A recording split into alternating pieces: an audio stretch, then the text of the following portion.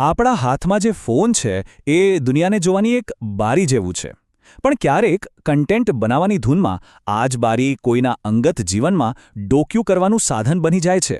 તો આજે આપણે એ જ નાજુક રેખા વિશે વાત કરવાના છીએ જે કન્ટેન્ટ અને કોઈની પ્રાઇવેસીને અલગ પાડે છે. ચાલો ડિજિટલ ગરિમાના આ ખૂબ જ મહત્વપૂર્ણ પાસાને સમજીએ. આ એક સવાલ છે જે આપણે બધાએ કદાચ આપણી જાતને પૂછવાની જરૂર છે. વિચારો કે કોઈ પાર્કમાં પોતાના પરિવાર સાથે હસી રહ્યું છે કે કોઈ કાફેમાં એકલું બેસીને કંઈક ઊંડા વિચારમાં ખોવાયેલું છે.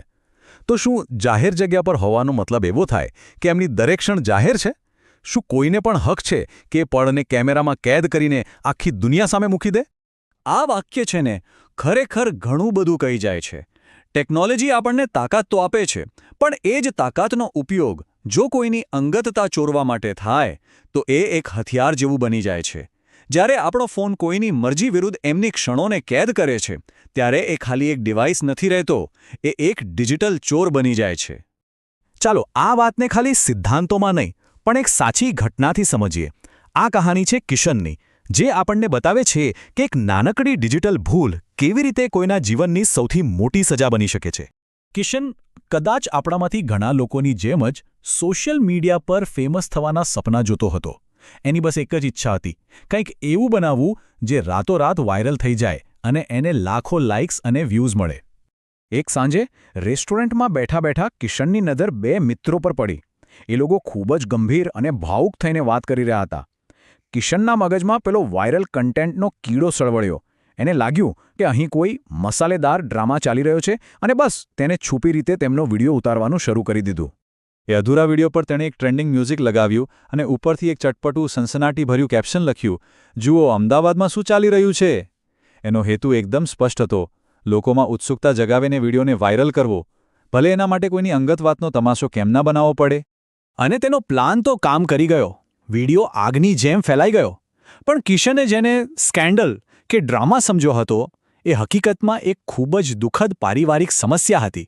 એ બે મિત્રો જાહેરમાં નહીં પણ એકાંતમાં એકબીજાનું દુઃખ વહેંચી રહ્યા હતા. કિશનના વાયરલ સપનાનું પરિણામ ભયાનક આવ્યું. એ પોસ્ટને લીધે પેલા બંને મિત્રોને સમાજમાં ખૂબ અપમાનિત થવું પડ્યું અને એમના પરિવારમાં એક મોટું તોફાન મચી ગયું. જે વાત ખાનગી રહેવી જોઈતી હતી એ હવે જગજાહેર થઈ ચૂકી હતી. પણ વાત અહીં જ પૂરી ન થઈ. એ મિત્રોએ હિંમત કરી અને પોલીસ ફરિયાદ કરી. સાયબર ક્રાઇમ બ્રાન્ચે તપાસ કરી અને કિશનની ધરપકડ કરી. એના પર ઇન્ફોર્મેશન ટેકનોલોજી એક્ટની કલમ 66E લગાવવામાં આવી, જે કોઈની અંગત પળોનો વિડીયો એમની જાણ બહાર ઉતારવા અને ફેલાવવા બદલ લગાવવામાં આવે છે. જે લાઇક્સ અને શેરની પાછળ તે પાગલ હતો, એ જ તેને જેલના સળિયા પાછળ લઈ ગયા. વાયરલ થવાની એક નાનકડી ઈચ્છા કોઈના જીવનને બરબાદ કરનારો એક ગંભીર ગુનો બની ગઈ. કિશનની આ કહાની આપણને એક ખૂબ જ મૂળભૂત અને મહત્વના અધિકાર તરફ દોરી જાય છે, ગોપનીયતાનો અધિકાર, જેને આપણે રાઇટ ટુ પ્રાઇવસી પણ કહીએ છીએ. ચાલો સમજીએ કે આ અધિકારનો અર્થ શું થાય છે. જુઓ, ભારતની સુપ્રીમ કોર્ટે બહુ સ્પષ્ટ શબ્દોમાં કહ્યું છે કે પ્રાઇવસી એ દરેક ભારતીય નાગરિકનો એક મૂળભૂત અધિકાર છે. એનો સીધો સાદો મતલબ એ છે કે દરેક વ્યક્તિને પોતાની જિંદગી, પોતાની વાતો અને પોતાની ક્ષણોને અંગત રાખવાનો પૂરેપૂરો હક છે. કોઈ પણ વ્યક્તિ કોઈ પણ કારણસર આપણી મંજૂરી વગર એમાં દખલગીરી ન કરી શકે. તો સવાલ એ છે કે કિશન જેવી ભૂલ આપણે ન કરીએ એ માટે શું કરવું? એક કન્ટેન્ટ ક્રિએટર તરીકે આપણી શું જવાબદારી છે? ચાલો એક સરળ પણ ખૂબ જ શક્તિશાળી ક્રિએટર્સ કોડ પર એક નજર કરીએ. આ કોઈ નિયમોની લાંબી યાદી નથી, બસ એકદમ સમજદારીભરી વાત છે. કંઈ પણ રેકોર્ડ કરતા પહેલાં ફક્ત એકવાર પૂછી લો. જો કોઈ ના કહે તો એ નાનો આદર કરો. પોસ્ટ કરતા પહેલાં 1 સેકન્ડ માટે વિચારો કે શું આનાથી કોઈને તકલીફ પડશે. અને હા, બીજાના ફોનમાં કે ચેટ્સમાં ડોક્યું કરવું એ માત્ર ખરાબ આદત નથી, એ એમની અંગતતા પર હુમલો છે. ખાસ કરીને જ્યારે વાત બાળતોની આવે ત્યારે તો વધુ સાવચેત રહેવું જોઈએ અને એમની ઓળખને સુરક્ષિત રાખવી જોઈએ. જ્યારે આપણે આવી નાની નાની વાતોનું ધ્યાન રાખીએ છીએ ત્યારે આપણે માત્ર કાયદાનું પાલન નથી કરતા, પણ એકબીજા વચ્ચે ડિજિટલ વિશ્વાસનું નિર્માણ કરીએ છીએ.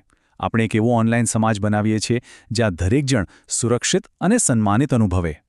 સ્ક્રીન પર દેખાતી આ સરખામણી બધું જ સ્પષ્ટ કરી દે છે.